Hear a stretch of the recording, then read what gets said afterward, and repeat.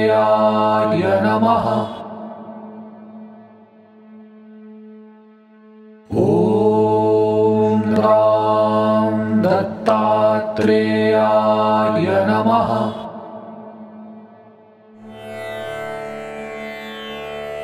ॐ राम दत्तात्रेयाय नमः। ॐ राम दत्तात्रेयाय नमः। ॐ राम दत्तात्रेयाय नमः। ॐ राम दत्तात्रेयाय नमः। ॐ राम दत्तात्रेयाय नमः।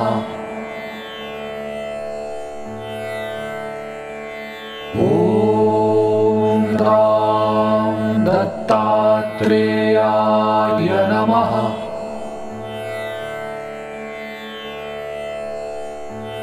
ॐ राम दत्तात्रेयाय नमः।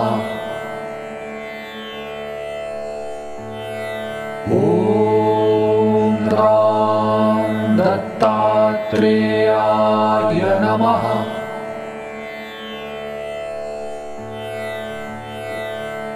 ॐ राम दत्तात्रेयाय नमः। ॐ राम दत्तात्रेयाय नमः। ॐ राम दत्तात्रेयाय नमः।